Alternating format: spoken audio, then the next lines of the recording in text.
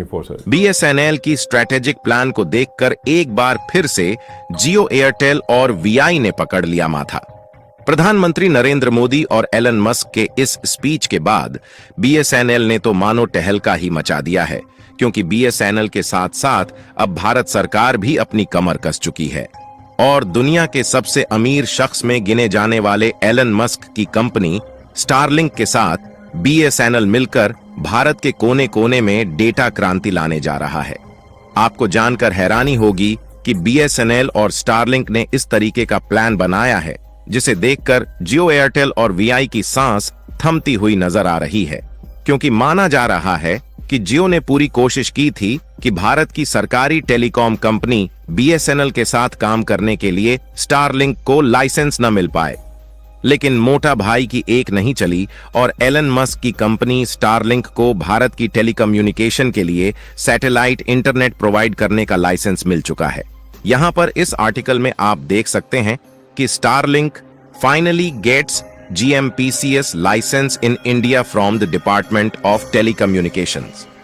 Report में यह दावा किया गया है कि भारत सरकार की तरफ से सैटेलाइट इंटरनेट के लिए परमिशन मिल चुकी है, जिससे अब जियो को बीएसएनएल की तरफ से सीधी टक्कर मिलने जा रही है।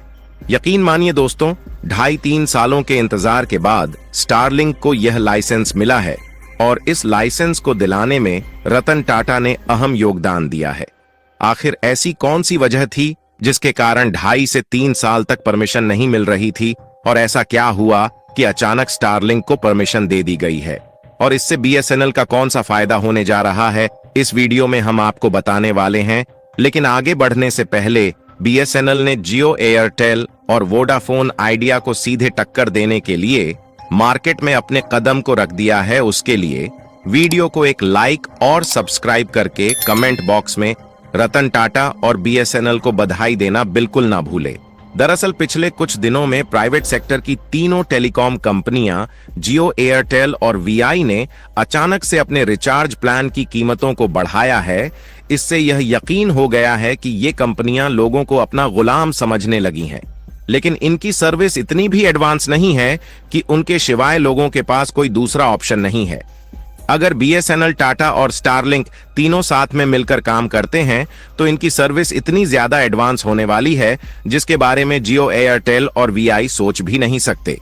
क्योंकि यदि बीएसएनएल, स्टारलिंक और टाटा यह तीनों कंपनियां आपस में मिलकर काम करती हैं तो इन्हें भारत के किसी भी कोने में इंटरनेट पहुंचाने के लिए टावर की जरूरत नहीं पड़ेगी, बल्कि ये लोग सैटेलाइट के द्वारा डायरेक्टली बिना टावर के भारत के कोने कोने तक इंटरनेट पहुंचा सकते हैं, जो कि जियो, एयरटेल और वीआई की कंपैरिजन में बेहद ही सस्ता होगा।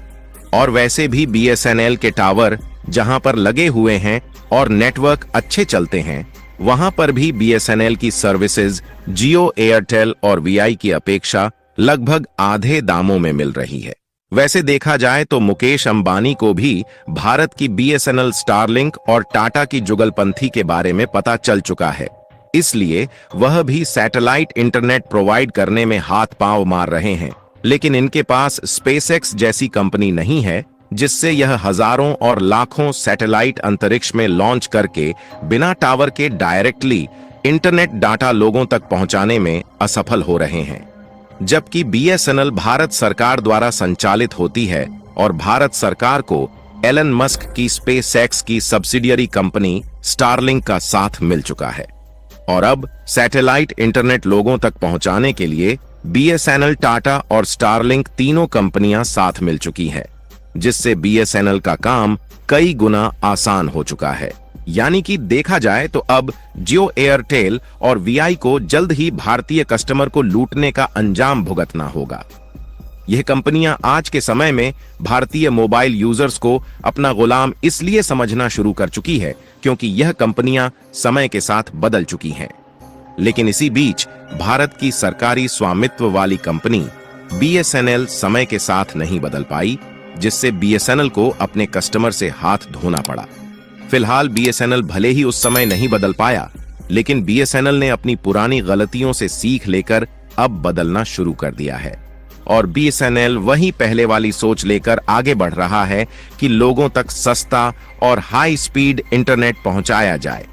वैसे तो बीएसएनएल समय के साथ इस कदर बदल रहा है कि जियो, एयरटेल और वीआई से भी एक कदम आगे सोच रखकर काम करना शुरू कर दिया है। साथियों, दुनिया तेजी के साथ बदल रही है और कुछ ही महीने में इस कदर बदल जाएगी कि भारत में नई इंटरनेट क्रांति देखने को मिलेगी। और यह इंटरनेट क्रांति ऐसी होने वाली है जिसके सामने जियो और एयरटेल के 5G नेटवर्क और जियो फाइबर जैसे हाई स्पीड वाले वाईफाई नेटवर्क भी बौने पड़ जाएंगे, क्योंकि अब सैटेलाइट से ही डायरेक्टली 300 MB पर सेकंड से ज्यादा इंटरनेट स्पीड मिलने जा रही है। रिपोर्ट की माने तो स्टारलिंक बीएसएनएल के साथ मिलकर अगस्त के महीने से इसकी शुरुआत करने जा रही है और कई तस्वीरें ये साफ साफ बता रही हैं कि आज के समय में भी भारत के कई इलाके में इंटरनेट की हालत बहुत ज्यादा खराब है।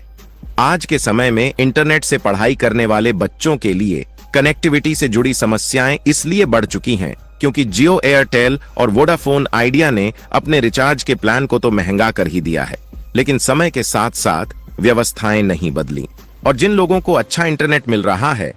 उन्हें तो रिचार्ज की कीमत ज्यादा चुकानी ही पड़ रही है, लेकिन उनके साथ साथ छोटे छोटे गांव, कस्बे और पहाड़ी वाले कई इलाके हैं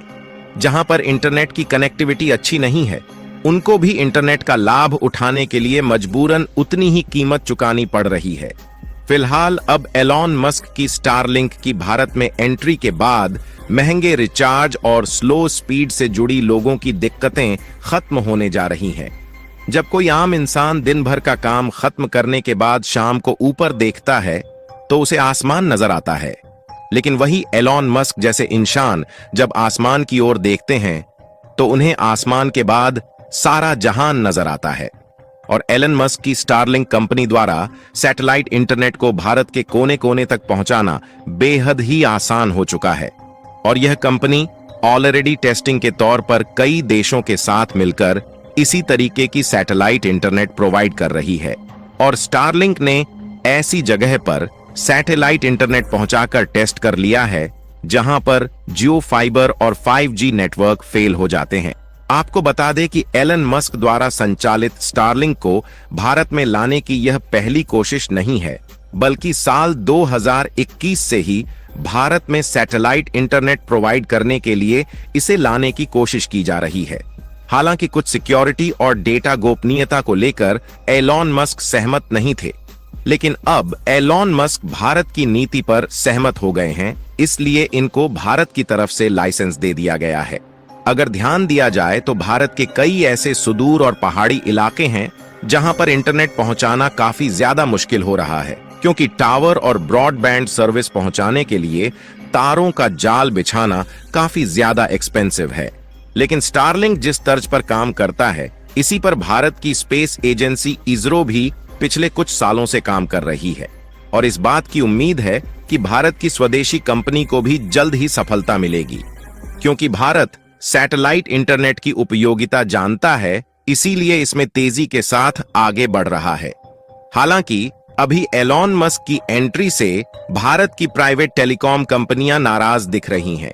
क्योंकि इन्हें अब मालूम हो चुका है कि अब इन्हें अपने प्लान को सस्ता करना पड़ेगा या फिर सैटेलाइट इंटरनेट की जितनी स्पीड देनी होगी।